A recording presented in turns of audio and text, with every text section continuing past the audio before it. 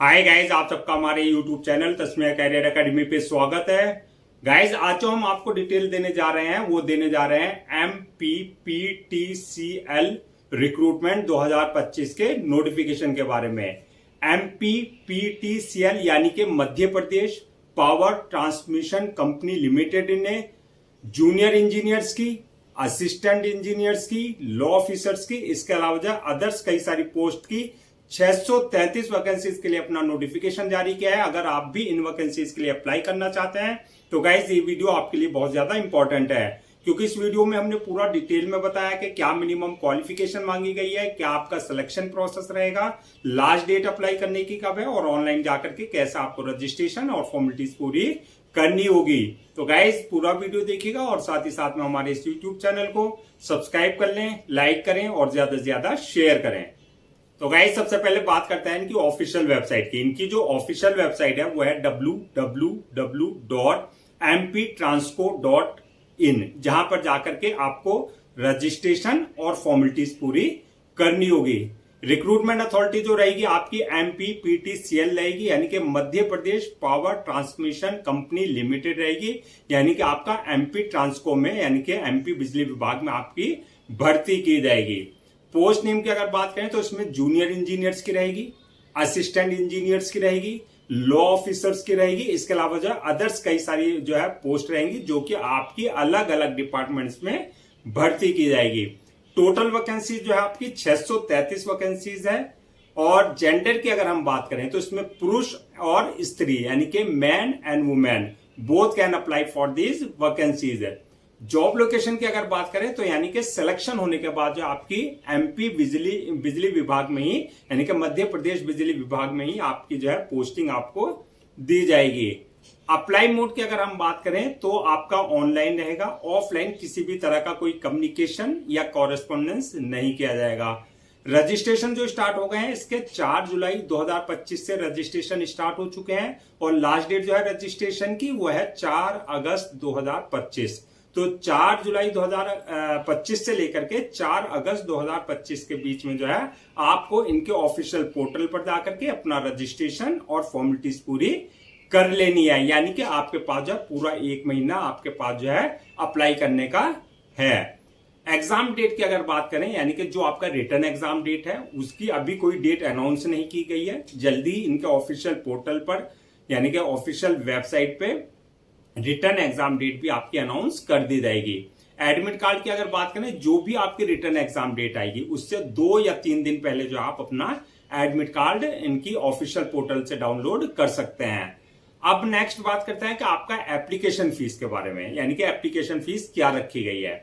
तो ये अगर आप जनरल या अदर्स स्टेट्स यानी कि MP के अलावा अगर आप किसी अदर्स स्टेट से अप्लाई कर रहे हैं इंडिया की स्टेट से, तो आपके लिए एप्लीकेशन फीस जो है 1200 रुपए रखी गई है, यानी कि अनरिजर्व्ड वालों के लिए 1200 रुपए एप्लीकेशन फीस रहेगी। और अगर आप OBC, SC, ST, EWS, physical handicap या आप जो है इसमें जो है आप इसके अलावा जो है रिजर्व यानी कि जो आपके MP के कैंडिडेट्स अगर आप हैं तो आपके लिए एप्लीकेशन फीस जो है 600 रुपए रखी गई है।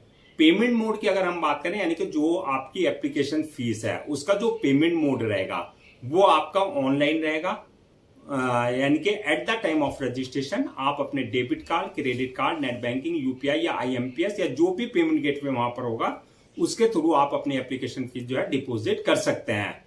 नेक्स्ट हम बात करते हैं कि आपकी एलिजिबिलिटी क्राइटेरिया के बारे में, यानी कि क्या मिनिमम एजुकेशनल क्वालिफिकेशन मांगी गई है। तो ये आपकी जो है क्वालिफिकेशन जो अगर हम बात करें तो ये आपकी पोस्ट वाइज वरीज करेगी, यानी कि अलग अलग पोस्ट के लिए जो है अलग अलग क्वालिफिकेशन मांगी गई है। तो अगर आपने अप्लाई किया है लाइन अटेंडेंट की पोस्ट के लिए तो आपके लिए जो क्वालिफिकेशन मांगी गई है 10th class passed from recognised board और इंस्टीट्यूशन से plus ITI in relevant trade में, यह है आपका लाइन अटेंडेंट की पोस्ट के लिए, यानी कि 10वीं प्लस आपने ITI इन रिलेवेंट ट्रेड में कर रखी हो।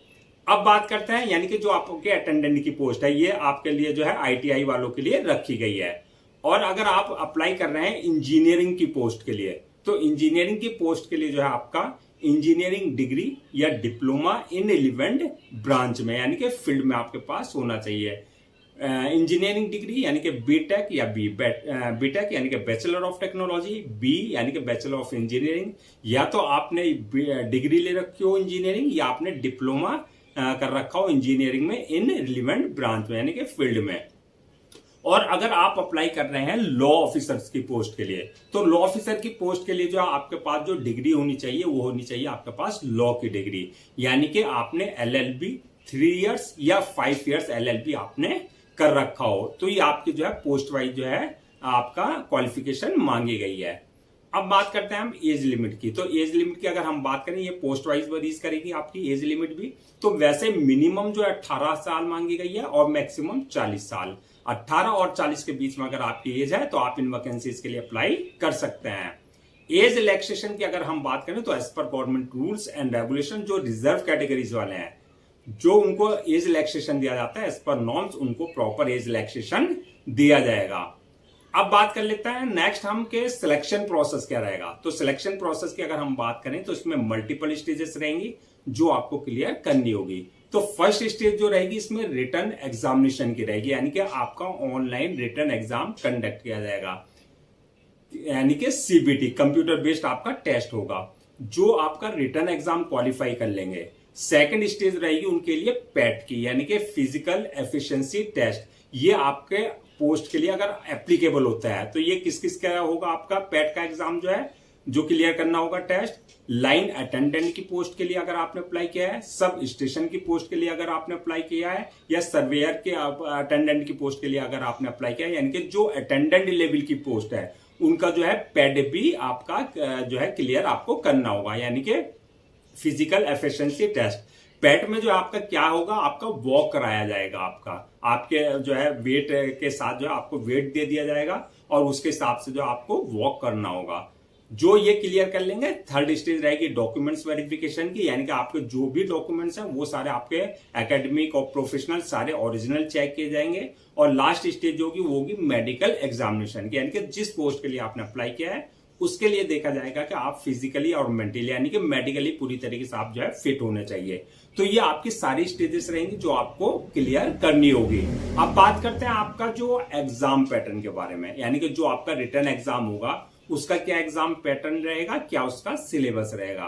तो सबसे पहले बात करते हैं हम एग्जाम पैटर्न की। तो पैटर्न जो है ऑनलाइन ये एग्जाम कंडक्ट किया जाएगा, यानी कि CBT कंप्यूटर बेस्ड टेस्ट होगा। दूसरा जो है आपका पेपर का जो पैटर्न होगा वो ऑब्जेक्टिव टाइप क्वेश्चंस होंगे, यानी कि MCQ मल्टीपल चॉइस क्वेश्चंस होंगे। थर्ड, टोटल क्वेश्चन जो होंगे आपके वो 100 क्वेश्चंस होंगे, जो कि आपके 100 ही मार्क्स के रहेंगे। मीडियम ऑफ एग्जामिनेशन की अगर बात करें तो हिंदी और इंग्लिश दोनों लैंग्वेज में पेपर होंगे, जिसमें भी आप कंफर्टेबल हो उसी लैंग्वेज में आप अपना पेपर दे सकते हैं। अब बात कर लेते हैं हम सिलेबस की। तो सिलेबस की अगर हम बात करें तो जिस पोस्ट के लिए आपने अप्लाई किया है, यानी कि जो आपका क्राइटेरिया रखा गया है, उसी की आपकी जो है प्रोफेशनल नॉलेज, यानी कि आपका जो है रिलेवेंट सब्जेक्ट्स से जो आपसे क्वेश्चन पूछे जाएंगे। जैसे अगर आपने इंजीनियरिंग की पोस्ट के लिए अप्लाई किया है तो आपके पास जो है आपसे जो है इंजीनियरिंग से ही रिलेटेड रिलेवेंट ब्रांच से आपसे क्वेश्चंस पूछे जाएंगे। अगर आपने लॉ ऑफिसर्स की पोस्ट के लिए अप्लाई किया है तो आपका लॉ ऑफिसर से रिलेटेड आपसे क्वेश्चंस पूछे जाएंगे। और IT वालों के लिए, ITI वालों के लिए जो रिलेवेंट ट्रेड है उससे ही रिलेटेड आपके क्वेश्चंस पूछे जाएंगे। तो ये आपका सिलेबस रहेगा। सैलरी एंड अलाउंसेस की अगर हम बात करें तो ये आपकी पोस्ट वाइज वरीज करेगी। वैसे 19,500 से स्टार्ट होगी बेसिक पे जो है, और ये आपका 1,77,500 तक रहेगी। सिलेक्शन होने के बाद जैसे जैसे आपका एक्सपीरियंस होगा उसी के अकॉर्डिंग आपका प्रमोशन भी होगा, आपका इंक्रीमेंट भी होता रहेगा। अलाउंसेज एंड अदर्स बेनिफिट्स की अगर बात करें तो as per MP norms, MP government rules and regulation जो एक एम्प्लॉय को दिए जाते हैं वो प्रॉपर आपको जो है दिए जाएंगे। अब बात करते हैं कि अप्लाई करने से पहले क्या क्या डॉक्यूमेंट्स आपको जो है रेडी रखना है। तो डॉक्यूमेंट्स की अगर हम बात करें तो सबसे पहले जो आपके एकेडमिक सर्टिफिकेट्स हैं या जो आपकी प्रोफेशनल डिग्री है वो आपको जो है पहले से स्कैन कॉपी करा करके रखना है, चाहे वो आपने सेमेस्टर वाइज किया है चाहे वो आपने ईयर वाइज किया है। इसके अलावा बर्थ सर्टिफिकेट, यानी कि अगर आपकी 10th की मार्कशीट में डेट ऑफ बर्थ अगर मेंशन नहीं है तो बर्थ सर्टिफिकेट आपके पास होना चाहिए। और आपका कास्ट सर्टिफिकेट, अगर आपको कास्ट बेस पे कोई रिजर्वेशन ले रहे हैं, और इसी तरीके से आपका डिसेबिलिटी सर्टिफिकेट, अगर आप फिजिकल हैंडीकैप का कोई रिजर्वेशन ले रहे हैं, इनकम सर्टिफिकेट अगर आप ईडब्ल्यूएस बेस पे कोई रिजर्वेशन ले रहे हैं, और इसके अलावा ID proof, address proof, passport size photo, signature वगैरह, ये सारे डॉक्यूमेंट्स आपको पहले से स्कैन कॉपी करा करके रखने हैं। अब नेक्स्ट बात कर लेते हैं कि अप्लाई करने का क्या प्रोसीजर रहेगा। तो जैसे कि हमने स्टार्टिंग में बताया था, पूरा प्रोसेस जो रखा गया है वो ऑनलाइन रखा गया है, ऑफलाइन किसी भी तरह का कोई कम्युनिकेशन या कॉरेस्पॉन्डेंस नहीं किया जाएगा। तो ऑनलाइन अप्लाई करने के लिए सबसे पहले आपको इनके ऑफिशियल पोर्टल www.mptransco.in पर विजिट करना है। जब आप वहां विजिट करेंगे, आपको जो है रिक्रूटमेंट कैरियर वाले सेक्शन में जाना है, वहां पर आपको अप्लाई ऑनलाइन का लिंक मिलेगा, वहां आपको विजिट करना है, वहां पर आपको क्लिक करना है। यहां पर इस बात का ध्यान रखना है, अगर आपने इनके पोर्टल पर अपने आप को पहले से रजिस्टर नहीं करा रखा है तो आपको जो है न्यू रजिस्ट्रेशन पे जाकर के अपनी basic details, valid email ID और मोबाइल नंबर से अपने आप को रजिस्टर करा लेना है, जहां से आपके क्रेडेंशियल जनरेट हो जाएंगे। अगर ऑलरेडी आपने इनके पोर्टल पर अपने आप को रजिस्टर करा रखा है तो जो आपके क्रेडेंशियल है उससे आपको लॉगिन करना है। लॉगिन करने के बाद जो है आपका एप्लीकेशन फॉर्म आएगा, उसमें आपको पूरी एक्यूरेट अपनी डिटेल्स फिल करनी होगी। जब आप डिटेल्स फिल कर देंगे, नेक्स्ट ऑप्शन आएगा अपलोड योर डॉक्यूमेंट्स का, यानी कि जो भी आपके डॉक्यूमेंट्स है, चाहे वो आपके एकेडमिक है, चाहे वो प्रोफेशनल है, डिग्री है, वो सारे डॉक्यूमेंट जो आपको अपलोड करने हैं, साथ में passport size photo, signature, thumb impression, जो भी रिक्वायर्ड डॉक्यूमेंट्स है वो आपको उनके प्रेस्क्राइब्ड फॉर्मेट के हिसाब से, यानी कि डायमेंशन के हिसाब से जो आपको अपलोड करने होंगे। डॉक्यूमेंट्स अपलोड करने के बाद जो नेक्स्ट ऑप्शन आएगा आपका पेमेंट का, यानी कि जो भी आपकी एप्लीकेशन फीस है वो आपको अपनी कैटेगरी के अकॉर्डिंग जो है डिपॉजिट करनी होगी। एप्लीकेशन फीस डिपॉजिट करने के बाद जो है नेक्स्ट ऑप्शन आएगा आपका फॉर्म को अपलोड करने का, यानी कि सबमिट करने का। तो फॉर्म को अपलोड करने से पहले जो है एक बार रिव्यू वाले ऑप्शन में जाकर के पूरा फॉर्म का रिव्यू कर लें, और रिव्यू करने के बाद जो फॉर्म को सबमिट कर दें, और सबमिट करने के बाद जो उसकी 1 या 2 कॉपी जो है प्रिंट आउट जरूर ले लें for your future reference, so that आपके पास जो एक हार्ड कॉपी के रूप में एक ऑफिशियली रिकॉर्ड आपके पास हो जाए। तो गाइज, ये थी आपकी Madhya Pradesh power transmission company limited, यानी कि एमपी ट्रांसको रिक्रूटमेंट 2025 के नोटिफिकेशन की डिटेल्स, जो कि आपकी इंजीनियर्स की, लॉ ऑफिसर्स की, इसके अलावा जो अदर्स कई सारी पोस्ट के लिए जो है इन्होंने अपना नोटिफिकेशन जारी किया था। आई होप आपके सारे डाउट्स क्लियर हो गए होंगे। अगर अब भी आपको किसी तरह का कोई डाउट है, क्वेरी है या कंफ्यूजन है तो आप हमसे कमेंट सेक्शन में पूछ सकते हैं, हम उसका रिप्लाई जरूर देंगे।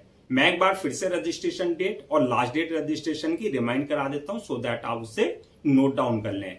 रजिस्ट्रेशन जो स्टार्ट हो गए हैं वो 4 जुलाई 2025 से रजिस्ट्रेशन स्टार्ट हो चुके हैं, और लास्ट डेट जो है रजिस्ट्रेशन की, यानी कि अप्लाई करने की, 4 अगस्त 2025 है। तो 4 अगस्त 2025 से पहले पहले आपको इनके ऑफिशियल पोर्टल पर जाकर के अपना रजिस्ट्रेशन और फॉर्मेलिटीज पूरी कर लेनी है।